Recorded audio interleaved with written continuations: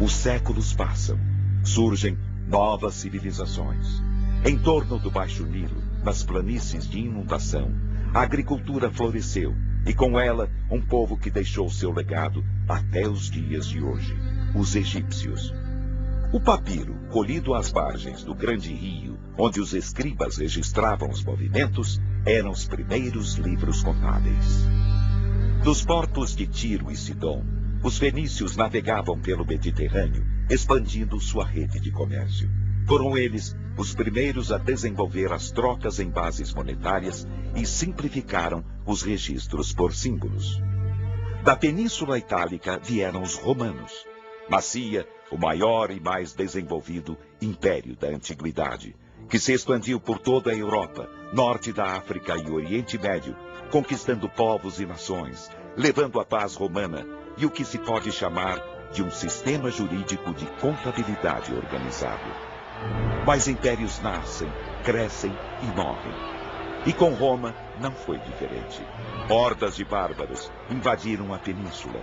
Os sons das batalhas ecoavam por todos os rincões. Era a queda do Império Romano.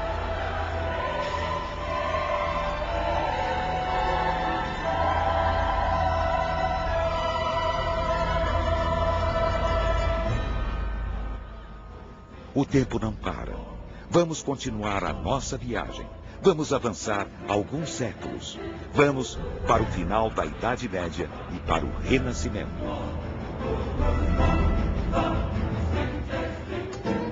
Os árabes, ao invadirem a Península Ibérica, trouxeram obras manuscritas de contabilidade que muito influenciaram o comércio na velha Europa. Comércio este que floresceu nas cidades italianas de Veneza, Gênova, Florença e Pisa. Os comerciantes necessitavam de uma escrituração capaz de refletir os interesses dos credores e investidores e que era, ao mesmo tempo, útil nas suas relações com os consumidores e fornecedores. A sistematização da contabilidade estava a caminho. Também as artes e a ciência se desenvolviam. O mundo deixava a Idade das Trevas. Era o Renascimento. E com ele a figura de Luca Pacioli, frade franciscano, autor de uma obra que expõe o método das partidas dobradas, princípio contábil, segundo o qual todo lançamento a crédito numa conta faz com que surja outra conta, onde é registrada a mesma importância a débito. Agora, estamos no ano de 1500. Era descoberto o Brasil. E com a instituição do governo geral, chegaram os provedores da fazenda, que acumulavam este cargo com o de contador. Eram os nossos primeiros colegas em solo brasileiro. Com o desenvolvimento da colônia, cartas régias passaram a regulamentar os princípios contábeis e instituíam cargos e funções na administração fazendária. Em Portugal, em 1770, foi baixada a lei que regulamentava o exercício da profissão contábil. E a partir da vinda da família real para o Brasil, iniciava-se o ensino contábil em terras brasileiras com a instalação em 1810 da Aula de Comércio da Corte. A partir daí, novas escolas eram fundadas, disseminando o ensino e desenvolvendo normas e métodos. A mais antiga instituição profissional e cultural da ciência contábil que se tem notícia no Brasil é a Associação dos Guarda-Livros da Corte, fundada em 18 de abril de 1869, na cidade do Rio de Janeiro. A classe contábil se organizava. Mas para chegarmos ao ponto que estamos hoje, muita água correu, isto é, muitos anos se passaram. Vamos, então, para o século XX. Em 1905, os diplomas da Academia de Comércio do Rio de Janeiro e da Escola Prática de Comércio de São Paulo eram reconhecidos como oficiais. De lá para cá, observa-se uma história de lutas, com a fundação de associações profissionais, sindicatos e institutos. Em todos estes organismos estava o fio condutor que levaria à criação dos Conselhos Federal e Regionais de Contabilidade. Em 1924, realizava-se no Rio de Janeiro o primeiro Congresso Brasileiro de Contabilidade, que foi enfático ao recomendar a aprovação de uma lei para regulamentar o exercício da profissão. Mas para chegar a este objetivo, foi preciso uma grande luta em que não faltaram idas e voltas de projetos que eram apresentados e não apreciados.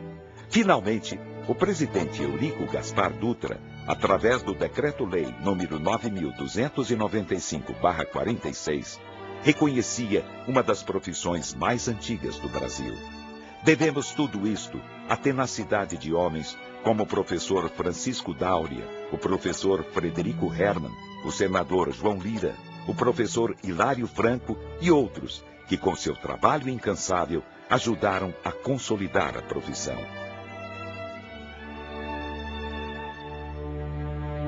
Mas o homem, no decorrer dos séculos, sempre fez uso de máquinas e instrumentos para o exercício de sua profissão, e com os contadores não foi diferente. O primeiro instrumento conhecido foi o ábaco, que surgiu cerca de 3.500 anos atrás. Palavra proveniente do grego ábax, que quer dizer contador. O primeiro modelo foi composto por varetas e pequenas bolas, sendo que a versão chinesa, desenvolvida por volta do ano 2600 a.C., se tornou a mais conhecida.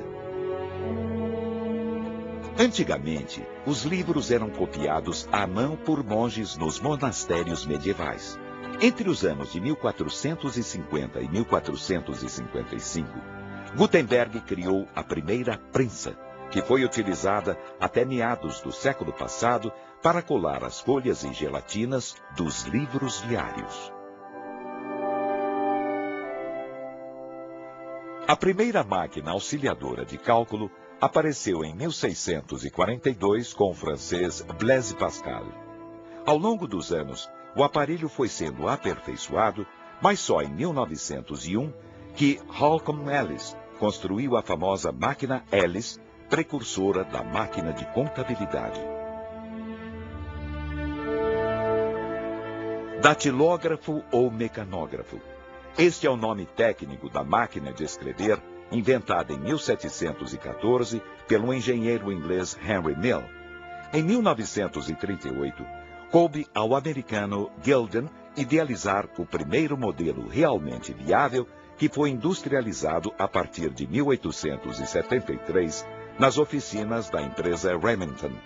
De lá para cá, sua utilidade se firmou, mas com o advento de tecnologias mais modernas, as máquinas de escrever foram, aos poucos, substituídas por computadores.